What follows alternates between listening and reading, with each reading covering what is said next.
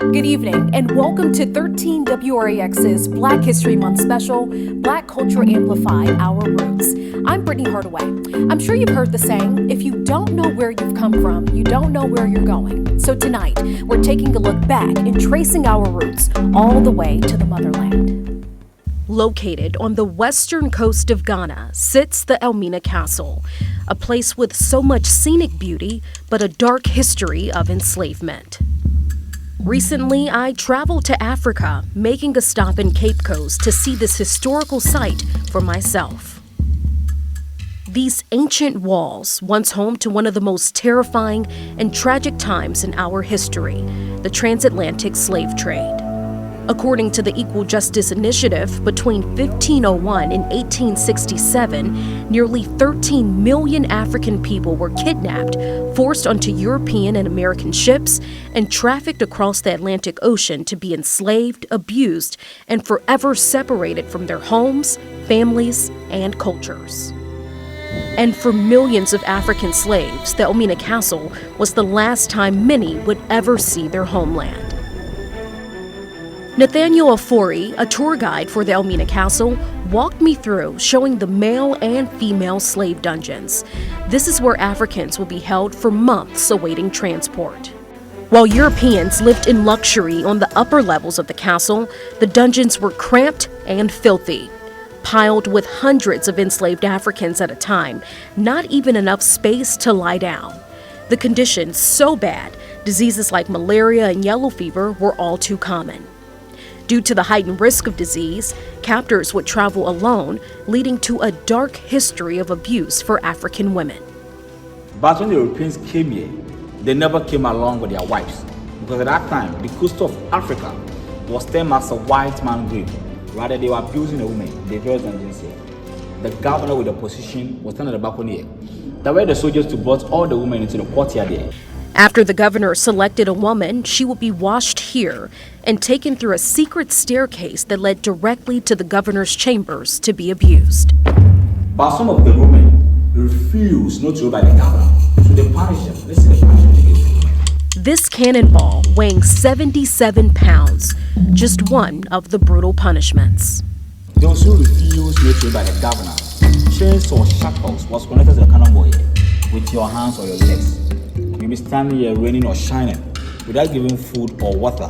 This was the grim reality for African slaves, living in deplorable and unsanitary conditions.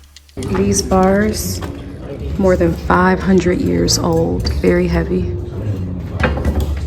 These bars were used to keep our ancestors enslaved.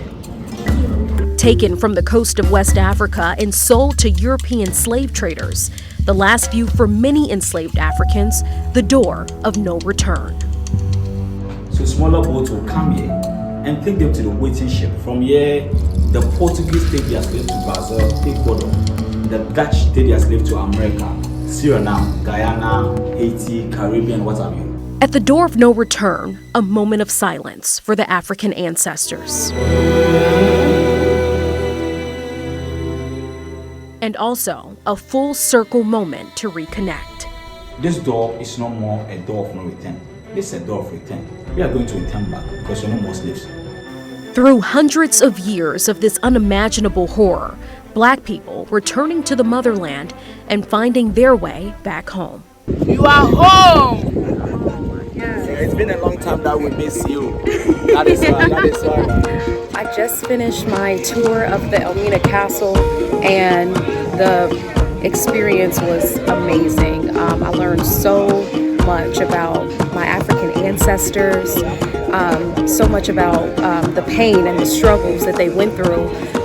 So it was just amazing to see it so up close and personal. Roots are the ankles to our existence. So during my trip to Ghana, I felt it was important to really trace my roots. So here's the tube.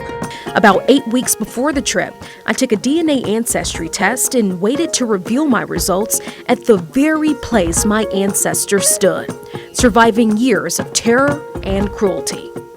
These are my results. Brittany is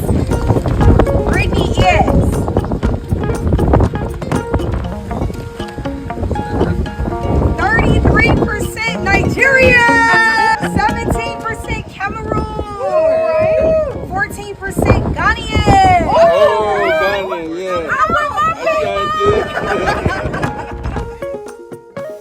This was one of the most fulfilling moments, overcome with happiness because beyond the ancestry results, I know I am my ancestors' wildest dreams manifested. They hoped and dreamed of liberation, to be treated with respect and dignity. And although that did not happen for them, their sacrifices made way for a better today and tomorrow. In the everlasting memory of our ancestors, may those who died rest in peace. And may those who return find their roots. And may humanity never perpetuate this injustice against humanity. And we, the living, uphold to this.